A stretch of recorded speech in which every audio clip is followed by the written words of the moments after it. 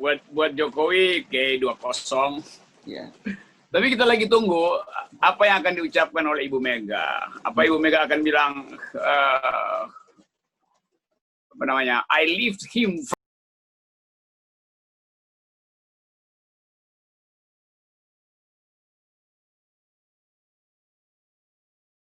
Halo, apa kabar Anda semua? Hari ini hari Minggu, jadi waktunya Anda bersantai sebenarnya. Tapi sebagian besar wilayah di Indonesia saya mendengar hujan dan juga banyak juga badai, termasuk di Sentul nih, di kawasan tempat tinggalnya Bung Rocky Gerung, tempat Bung Rocky bersemedi.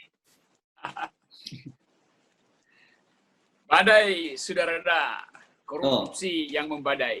Iya, jadi oke. Saya kira Anda termasuk terlambat badai di kawasan Anda karena naik sedikit ke Hambalang kan badainya sudah pekan lalu tuh terjadi badai politik Bung Rocky, dan sekarang sedang badai di Tengku Umar karena Menteri Sosial Juliari Batubara ditangkap oleh KPK tangkap tangan, dan menurut saya ini lebih berat lagi nih, kelasnya lebih sudra karena yang dikorupsi bansos, Mbak ya. Itu Bung Rocky. Skornya Hambalang Tengku Umar 1-1 sama, 1-0. Sorry, 1-1. Draw nih, draw. Ya, draw. Tapi jadi, buat Jokowi tinggal kita tunggu. Ya. Ya. Skornya bukan Jokowi 2-0 dong, malah. Buat Jokowi G20. Ya. Tapi kita lagi tunggu apa yang akan diucapkan oleh Ibu Mega. Apa Ibu Mega akan bilang, apa namanya, I lift him from the gutter, apa kemarin tuh. Iya. Saya angkat dia dari kolam, sekarang ini yang dia lakukan ke saya. Dan kita mau tunggu reaksi Ibu Mega sebetulnya apa tuh. Karena kalau soal PDIP korupsi itu bukan lagi berita, itu udah standar aja tuh. Selalu ada aja berita PDIP korupsi di daerah yang macam-macam. Ya. Tentu nanti akan ada semacam ya apologi bahwa itu di kabinet sebagai pengurus sudah selesai dia. Tapi kita tahu siapa namanya, Pak Batubara ini, Juliari Batubara ini kan bendahara PDIP kan. Yes. Jadi memang tugas dia mengumpulkan uang sebetulnya kan. Jadi apa yang aneh di situ tuh. Jadi nah soal-soal semacam ini yang jadi pengetahuan umum bahwa pemilu kemarin kantong-kantong partai habis. Pilkada di 300 daerah juga menghabiskan isi kantong partai. Nah karena itu harus ada yang ditabung ulang dengan cara mencuri, merampok. Konyolnya ini Menteri Sosial. Menteri Sosial itu sangat khusus dalam konstitusi kita karena memang dia disuruh untuk mengurus rakyat miskin. Nah sekarang hak rakyat miskin dia rampok. Kan itu apa? Itu namanya dungu. Kalau dia rampok korporasi ya boleh lah. Ini hak rakyat kecil. Jadi Partai Wong Cilik merampok hak Wong Cilik kan, kan dungu namanya tuh. Nah, ironinya ini setahu saya dia ini anaknya politisi AP Batubara yang cukup kaya gitu. Tapi kemudian ketika saya membaca dan tadi menonton gelar perkara di KPK yang dipungut dari 300.000 paket sembako itu 10.000 di store Kementerian Sosial. Saya bilang ini gila banget nih. Cuma kok cemen banget begitu. Itu artinya kesulitan keuangan partai. Ini kan pasti ada hubungannya dengan partai ya. Secara pribadi mungkin dia nggak perlu itu 10.000, tapi dia tahu bahwa dia mesti masukin uang pada partai. Jadi ini udah menjadi pengetahuan umum sehingga diulas di semua media terkemuka internasional bahwa memang Indonesia itu memang sarang korupsi itu. Jadi kita bayangkan bagaimana investor mau masuk kalau dua partai besar itu, Gerindra dan PDIP, itu tidak bersih dan semua pemilik modal yang punya karakter dari luar negeri menghitung-hitung bagaimana uangnya bisa ditilap lagi dong. Jadi sekarang kita lihat bagaimana rapuhnya isu pemerintahan yang bersih. Sekarang apalagi mau diucapkan oleh Pak Jokowi untuk mengatakan bahwa kami memimpin pemberantasan korupsi. Lalu di dalam dirinya sendiri sarang korupsi. Itu kan partainya Jokowi. Bagaimana mungkin Jokowi mau mengucapkan window dressing sementara di belakang punggungnya itu tikus-tikus berkeliaran tuh. Jadi begitu dipotret oleh kamera, Pak Jokowi lagi memimpin konferensi pers, ya harus KPK harus betul-betul profesional. Sementara tertangkap kamera tikus bolak-balik di istana, nyetor lah, minta jatah segala macam. Ini soalnya tuh. Ya, oke. Sekarang tapi kita kembali sedikit nih soal KPK. Kemarin kita kan sudah mulai mengapresiasi KPK kembali nih, Bung Rocky ya, karena sudah menangkap big fish dari kelautan. Nah, sekarang ini saya nggak tahu apa sebutannya, big apa ini, big case atau dari ini luar biasa dan publik kemudian sekarang menunggu konsistensi dari Ketua KPK Firly karena dia pernah berjanji bahwa korupsi dana bencana, bahkan dia menyebutnya di DPR itu soal COVID itu bisa dihukum mati. Ya memang saya tidak setuju hukuman mati, tapi kan hukumnya memungkinkan tuh. Dan saya kira penegakan hukum seperti itu juga yang dituntut oleh publik. Jadi percuma kita mengkampanyekan tentang anti hukuman mati. Kalau tokoh-tokoh yang seharusnya paham tentang isu semacam itu, lakukan pekerjaan, kelakuan yang menuju pada hukuman mati kan, itu konyolnya tuh. Dan ini tanggal berapa sekarang? Tanggal 6. 3 hari lagi kita akan merayakan Hari Anti Korupsi Internasional. Tanggal 9 Desember itu Hari Korupsi Internasional.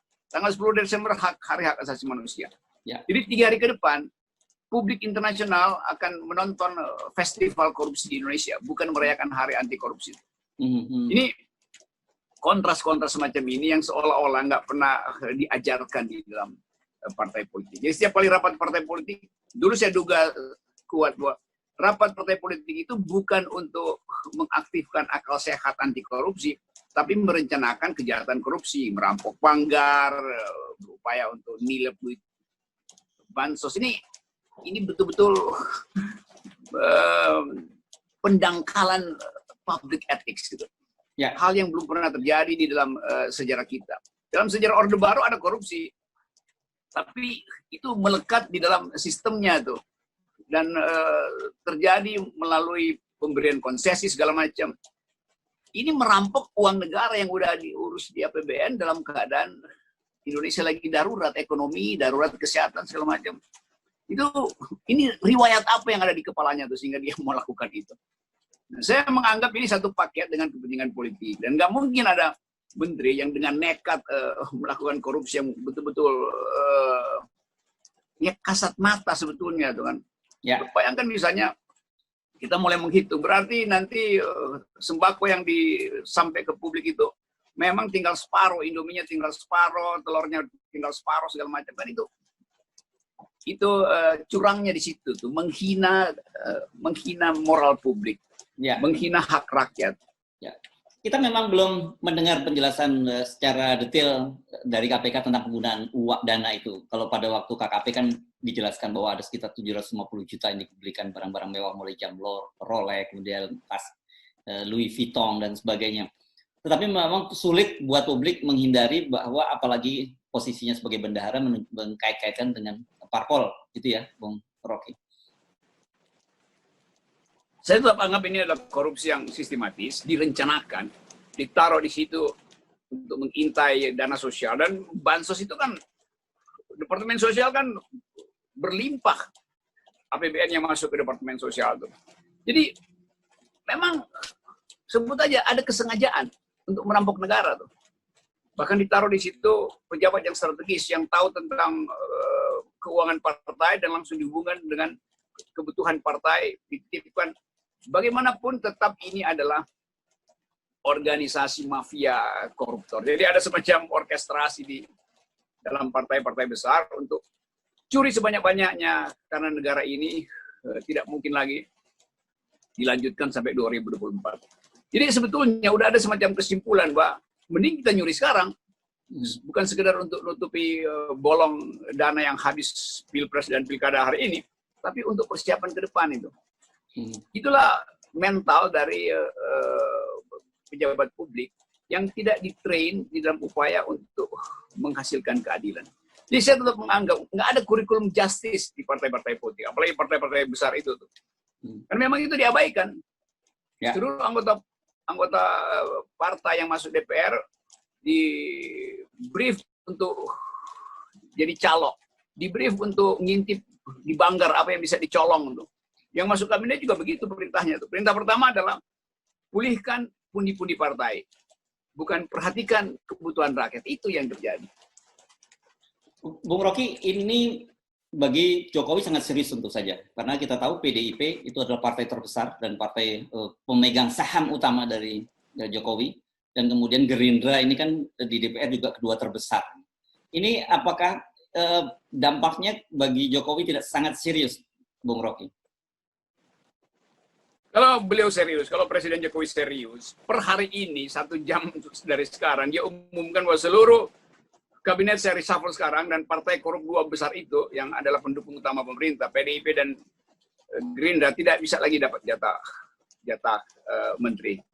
Bahkan sampai ke tingkat lokal itu. Kalau itu yang diucapkan oleh Jokowi, itu baru orang percaya bahwa ini nggak tersangkut dengan Jokowi. Jokowi punya jarak. Tapi kalau Jokowi siksak terus, artinya Jokowi bagian dari perencanaan ini. Begitu cara publik melihat kan. Kan orang tunggu kalau Pak Jokowi betul-betul punya integritas, ya udah lakukan reshuffle. Malam nanti undang pers untuk mendengar susunan kabinet baru tanpa PDIP dan Gerindra. Coba kau berani apa tidak tuh? Itu baru namanya kepala negara. Saya mau bukan sekedar kami mendorong KPK. Lo mendorong KPK nangkap itu 2 partai besar pendukung Jokowi ya mestinya moralnya balik pada Jokowi. Ya. Itu gitu. Kalau meminjam istilah Sri Mulat dulu, itu hil yang mustahil, Bung Rocky. Ya, dan memang mustahil dalam keadaan Presiden tidak sedang memperhatikan rakyat. Presiden hanya memperhatikan 2 orang, yaitu anaknya dan menantunya tuh. Akibatnya kecolongan semua kan. Mungkin juga para menteri strategis itu atau yang ingin korupsi menganggap presidennya lagi fokus pada anak dan menantu, mari kita lakukan perencanaan korupsi itu. Itu semua yang terjadi. Jadi fokus presiden tidak pada kesejahteraan rakyat. Apa buktinya? Buktinya 2 partai dia itu yang mendukung dia justru menghina rakyat dengan mencuri, dengan korupsi itu. Ya, saya teringat beberapa pernyataan Anda beberapa waktu yang lalu tentang kroposnya akar gitu, pohon yang sudah mulai keropos akar. Apakah kasus Edi dan juga Yuliari ini merupakan indikator kuat bahwa memang betul seperti Anda sekarang sudah bukan keropos tapi membusuk akarnya? Iya, itu memang begitu kan? Karena 2 hari lalu kita masih bahas soal potensi partai lain pasti bakal ditangkap, itu yang terjadi tadi malam kan. Jadi tidak berhenti pada PDIP sebetulnya. 2-3 partai lagi hal yang sama ada, tapi ini soal tukar tambah aja kan. Jadi nanti Jokowi mungkin kasih sinyal bahwa pembersihan korupsi, pemberantasan korupsi jalan terus, tapi akan dicicil sesuai dengan perimbangan kekuasaan tuh.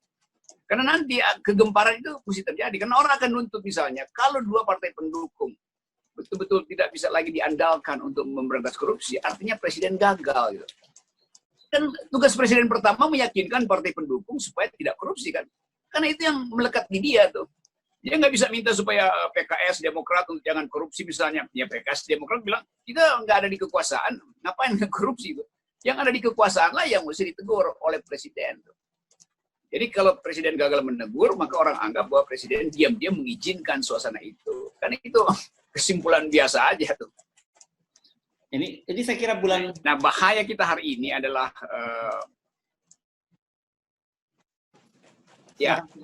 Silakan. Bahaya kita hari ini, publik betul-betul kehabisan kesabaran, kehabisan harapan itu. Sehingga orang semacam Habib Rizik, Gatot Nurmantio, itu memang jadi idola baru. Lepas dari latar belakang segala macam, tapi orang lihat kontras langsung. Bahwa pendukung Jokowi adalah maling, Habib Rizik dan Gatot kami itu datang sebagai kekuatan moral. Itu aja. Nanti akan dibully lagi kan, ya tapi iya. Tapi yang terlihat pakai rompi oranye itu adalah Gerindra dan PDIP. Tapi kan ada rompi oranye juga di kami. Iya memang itu pejuang-pejuang yang dikasih rompi. Saudara Syahganda CS. Kan begitu kontrasnya tuh. Oke, ini kelihatannya badai Nanti ada dua jenis rompi itu, rompi pejuang moral dan rompi koruptor. Ya. Kenapa PDIP? Ya. Jadi bedanya gimana bedanya itu? Yang satu rompi untuk rakyat, yang satu rompi karena menghina rakyat. Oke, Bung Rocky, ini musim penghujan masih akan sampai bulan Maret gitu ya diperkirakan. Jadi kita masih akan menunggu badai-badai berikutnya kelihatannya, dan kita tidak tahu partai mana lagi yang akan terkena badai. Saya duga nanti setelah tanggal 9, setelah pilkada selesai itu, perampokan akan dimulai karena pasti kantong-kantong politik juga udah kosong. Jadi musim hujan mungkin berhenti di awal Desember, tapi musim korupsi akan berlanjut sampai Januari, Februari. Sampai publik merasa bahwa tidak mungkin lagi bila tanpa perubahan politik yang dipercepat. Itu soalnya. Ya. Oke. Terima kasih, Bung. Yeah. Bye. Yes. Bye.